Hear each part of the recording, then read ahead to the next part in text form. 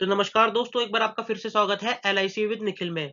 तो दोस्तों आज की इस वीडियो में मैं आपको बताऊँगा हेल्थ इंश्योरेंस के बारे में कि अगर आपको हेल्थ इंश्योरेंस खरीदना है, तो आपको उससे पहले क्या-क्या चीज़ें देखनी चाहिए। क्योंकि आप कुछ भी चीज़ खरीदते हो तो उससे पहले आपको रिसर्च या सर्वे करना बहुत ज़रूरी है। जैसे मान लो अगर आप कोई फ़ोन खरीदते हो तो आप उसमें ये देखते हो ना कितने जीबी रैम चाहिए, कितने स्टोरेज है, कितना कैमरा है। अगर आप कोई कार खरीदते हो तो उसमें आप इसमें टॉप स्पीड देखते हो, इंजन कितने हॉर्स पावर का है, ये सारी चीज़ आप देखते हो। इसी तरीके से इंश्योरेंस है। एक तो होता है लाइफ इंश्योरेंस, जो सबसे बड़ी कंपनी एलआईसी है, वो लाइफ इंश्योरेंस की नंबर 1 कंपनी है, वो करती है। तो उसमें तो कुछ ज़्यादा समझने का होता नहीं है। लेकिन जो हेल्थ इंश्योरेंस है, इसमें ये काफ़ी बड़ी चीज़ होती है और काफ़ी मतलब सीरियस चीज़ होती है। इसको अगर आपने कोई भी पॉइंट छोड़ दिया ना समझने से, तो आपको आगे जाके बहुत दिक्कत आ सकती है। इसलिए यहाँ पर मैंने 10 मेन पॉइंट लिखे हैं, जो आपको इंश्योरेंस लेने से पहले ज़रूर देख लेने हैं। आप जिससे भी करवाओगे, उससे ज़रूर पूछ लीजिएगा, भाई ये चीज़ें इसमें बता दे, क्या-क्या चीज़ें हैं। ठीक है? तो यहाँ पे 10 पॉइंट है, एक-एक करके मैं आपको सारी हिंदी में पॉइंट सारे समझाऊँगा। अब दोस्तों जब भी आप हेल्थ इंश्योरेंस लेंगे तो सबसे पहले आपको देख लेना है को-पेमेंट आपके इंश्योरेंस पॉलिसी में कितना परसेंट दिया हुआ है। इसका मतलब ये होता है कि जितने भी रुपए का आपका हॉस्पिटल का बिल आता है, उसका कुछ परसेंट आपको अपनी जेब से देना होता है। जैसे मान लीजिए अगर आपका 2 लाख रुपए का बिल आया, तो 2 लाख का 20% हो गया 20,000 रुपए। तो आपको 20% अपनी जेब से देना पड़ेगा, यानी कि 20,000 रुपए अपनी जेब से देना पड़ेगा। तो 20% तो काफ़ी ज़्यादा हो गया, 20,000 रुपए तो हम दे ही रहे हैं अपनी जेब से। तो ये चीज़ आपको देख लेनी है कि आपकी जो पॉलिसी है उसके अंदर को-पेमेंट का परसेंटेज है कि नहीं है और है तो कितना है। दोस्तों दूसरे नंबर पे जो चीज़ आती है उसे कहते हैं रूम रेंट कैपिंग। इसका मतलब होता है रूम के रेंट पर लिमिट लगा देना। बहुत सी पॉलिसी में रूम के रेंट के लिए सम एश्योर्ड का 1% ही मिलता है। जैसे अगर आपका 5 लाख रुपए का बीमा है, तो उसका 1% कमरे के किराए के लिए मिलेगा। यानी कि 5 लाख का 1% जो कि होता है 5,000 रुपए। तो 5,000 रुपए आपको जो है कमरे के किराए के लिए मिलेंगे, उससे ज़्यादा नहीं मिलेंगे। अगर मान लो आपके कमरे का किराया 7,000 रुपए है, तो 2,000 रुपए आपको अपनी जेब से देने पड़ेंगे।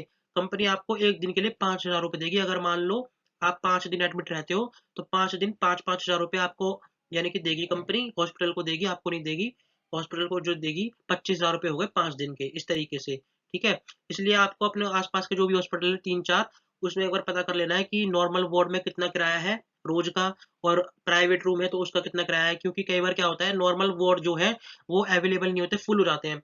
तो उसकी वजह से आपको सिंगल रूम में या प्राइवेट रूम में शिफ्ट करना पड़ता है और हॉस्पिटल तो पूरा किराया लेगा। हॉस्पिटल आपको छूट नहीं देगा कि मैं आपको प्राइवेट में एडमिट कर रहा हूँ, प्राइवेट रूम में, तो आपको छूट दे दूँ मैं क्योंकि नॉर्मल वार्ड फुल हो रखे हैं।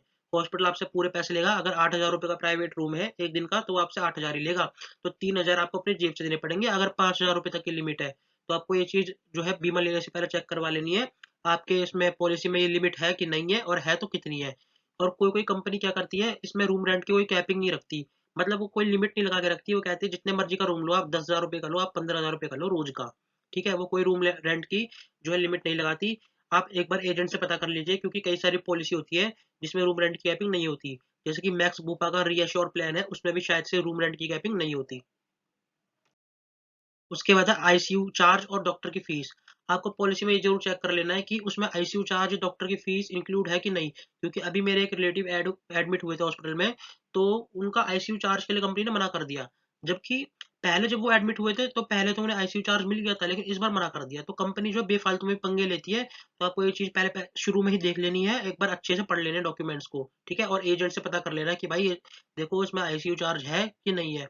आपको ये भी देख लेना है कि इसमें टेस्ट के, ड्रग्स के, मेडिसिन के कवर है कि नहीं, मतलब जो भी टेस्ट वगैरह लेते हैं, हॉस्पिटल करता है जो भी टेस्ट आपके एडमिट होने के दौरान, वो सब भी कवर है कि नहीं है। नहीं तो फिर बीमा करवाने का फ़ायदा क्या हुआ जब ये चीज़ इसमें कवर नहीं होंगी तो, ठीक है?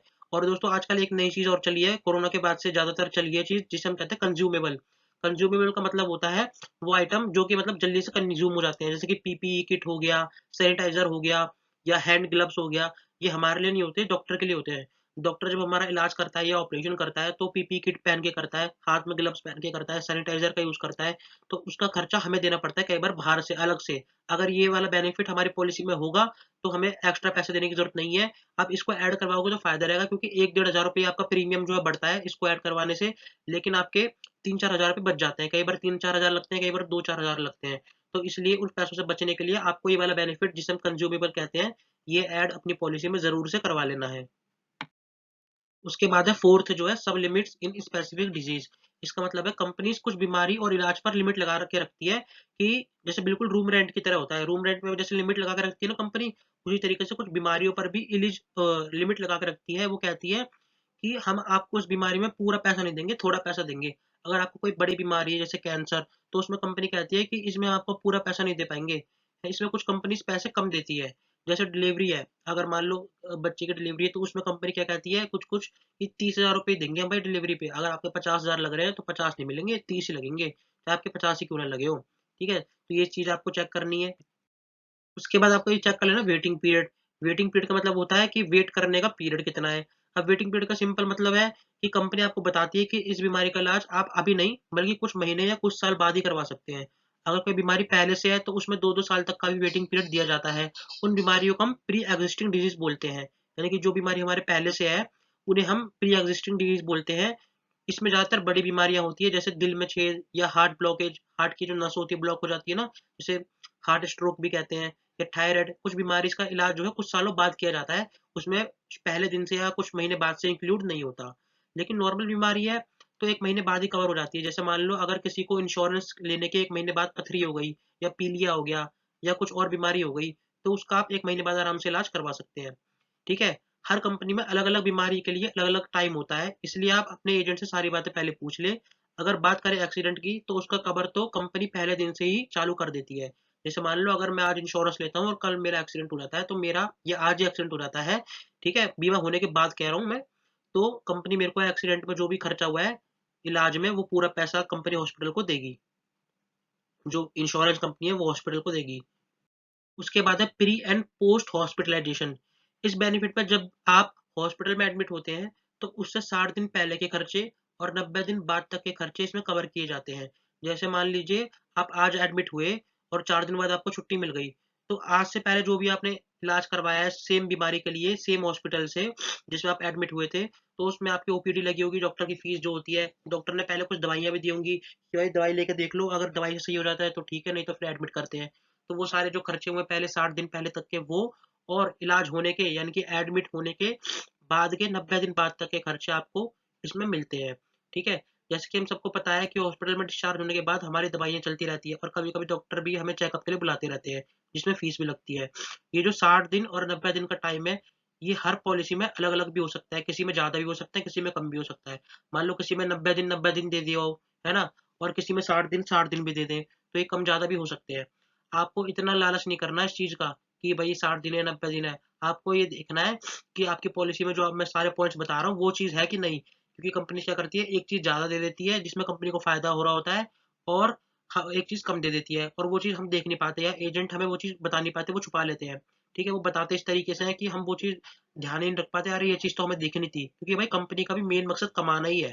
कंपनी जो बनी है वो कमाने के लिए बनी है, कोई फ्री सेवा के लिए नहीं बनी। फ्री सेवा के लिए केवल एनजीओ या सरकारी कंपनीज होती है। उसके बाद है हेल्थ चेकअप।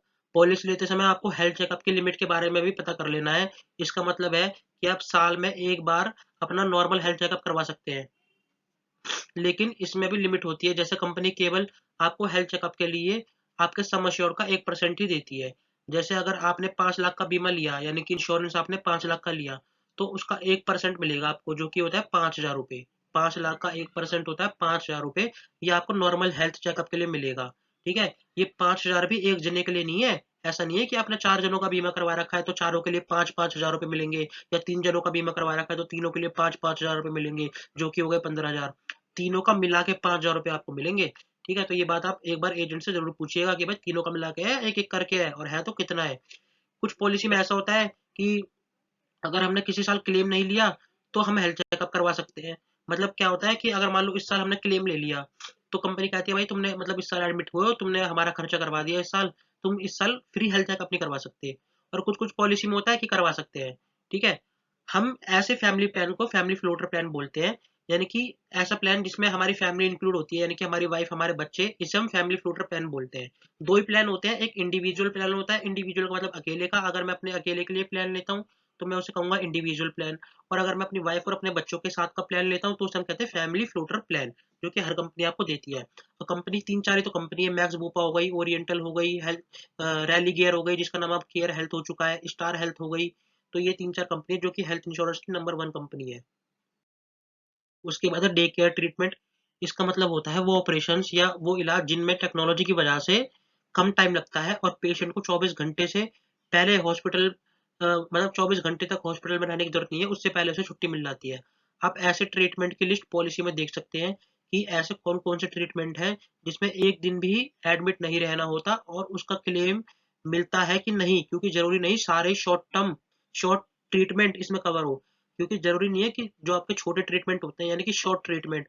अब भाई पहले देखो ऑपरेशन में कैसे पूरा पूरा दिन भी लगा देते थे डॉक्टर, 5-5 6-6 घंटे लगा देते थे, लेकिन आज के जमाने में टेक्नोलॉजी ऐसी आ गई है, कहते हैं भाई 1 घंटे में ऑपरेशन खत्म, 2 घंटे में आप छुट्टी लेके घर पहुंच सकते हो। ठीक है, तो वो इलाज जो हुआ है आपका, वैसे तो कहने के लिए एक दिन भी नहीं लगा, लेकिन हुई आपकी सर्जरी है, तो उस सर्जरी का यानी उस इलाज का या उस ऑपरेशन का पैसा आपको कंपनी देगी कि नहीं देगी, वो आपकी जो है पॉलिसी में लिखा होता है, तो वो आपको चेक करना है पॉलिसी लेने से पहले।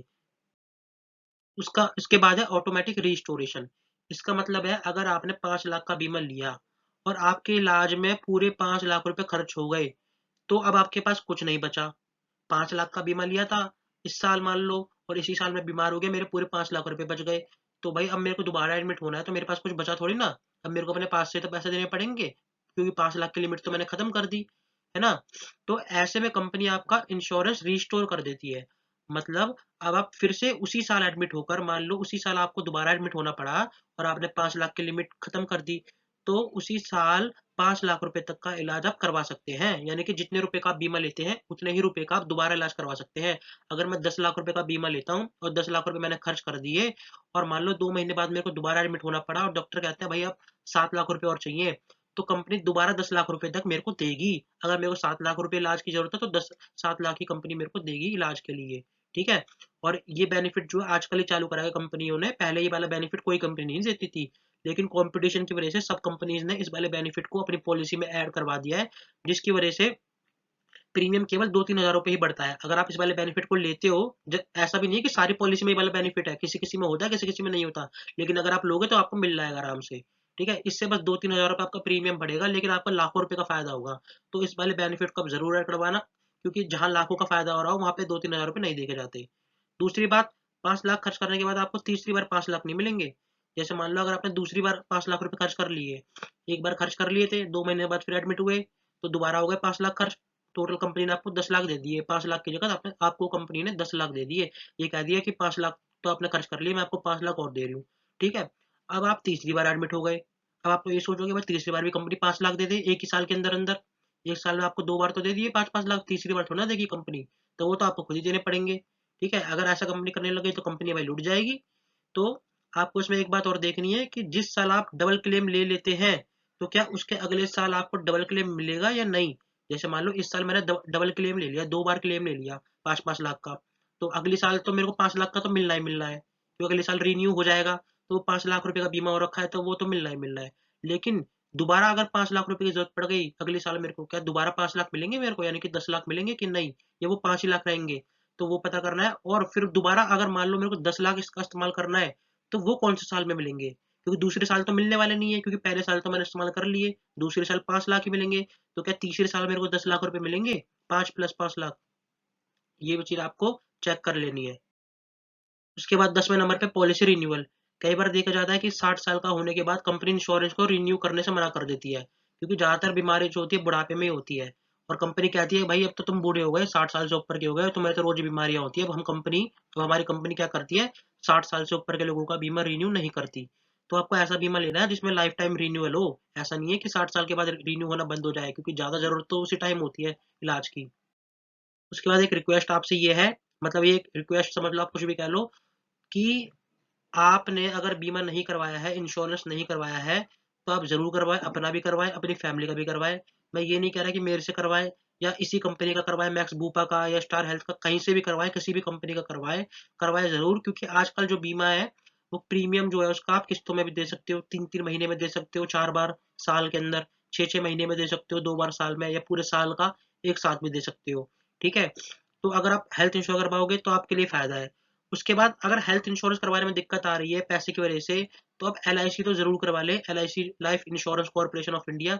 LIC को तो हर कोई जानता ही है, ये एक ऐसी कंपनी है जो कि आपका लाइफ इंश्योरेंस करती है।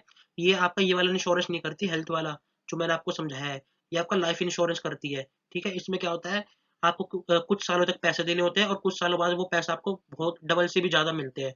और मान लीजिए भगवान ना करे बीच में ही कुछ दुर्घटना हो जाती है, आप नहीं रहते, तो आपके परिवार को काफी अच्छा मोटा अमाउंट मिलता है, अच्छा खासा। तो बीमा जो आप जरूर करवाएं, LIC का तो करवा ही लेना जरूर। ठीक है, अगर आप अपने लिए करवा रहे हैं तो आप जीवन लाभ देख सकते हैं, ये जीवन लाभ पॉलिसी है, इसमें सबसे ज्यादा रिटर्न मिलता है। और अगर आप अपने बच्चे के लिए देख रहे हैं, छोटी बच्ची या छोटे बच्चे के लिए देख रहे हैं, लड़का या लड़की, तो आप जीवन लक्ष्य देख सकते हैं। ठीक है, और बाकी अगर इन पॉलिसी के बारे में जानना है तो आप मेरी बाकी की LIC वीडियोस है उसे भी देख सकते हैं, चैनल इसी चैनल पे डली हुई है। यहाँ पर आप देख सकते हैं, ये मैंने एक इमेज ली है, इसमें अभी आपको पता ही होगा दिल्ली में एक पुल पे एक बाइक वाले को एक कार वाले ने टक्कर मार दी थी, जिसकी वजह से वो नीचे गिर गया था और उसकी डेथ हो गई थी। तो अगर इसने बीमा करवा रखा होता, हेल्थ इंश्योरेंस का तो कोई फायदा होता नहीं इसमें, क्योंकि भाई तो मर ही गया, इसमें क्या मिलेगा। लेकिन अगर इसने LIC करवा रखी होती, लाइफ इंश्योरेंस का बीमा करवा रखा होता, चाहे इसने एक ही महीने पहले करवाया हो और एक महीने बाद इसकी डेथ हो गई एक्सीडेंट से, तो उसकी फैमिली को अच्छा खासा अमाउंट मिल जाता, जिससे इसकी फैमिली सर्वाइव कर पाती, कोई नया काम शुरू कर लेती, कोई दुकान, कोई बिजनेस या कोई नौकरी, कुछ भी होता, फैमिली को हेल्प मिल जाती, क्योंकि उस समय फैमिली को सबसे ज्यादा हेल्प की जरूरत होती है। और ऐसे में जो है ना, पैसों की मदद बहुत कम ही लोग करते हैं। तो इसलिए LIC तो आप जरूरी करवा लेना, क्योंकि अगर LIC हो रखी होगी ना, तो आपके मजे ही मजे हैं। तो दोस्तों, अगर आपको वीडियो अच्छी लगी हो, समझ आई हो, तो मेरे चैनल को सब्सक्राइब कर लेना, वीडियो को लाइक कर देना। ठीक है, कुछ पूछना हो तो कमेंट में जरूर पूछ लेना, झिझकना मत, मैं सबका रिप्लाई देता हूँ। मिलेंगे अगली वीडियो में, तब तक के लिए गुड बाय।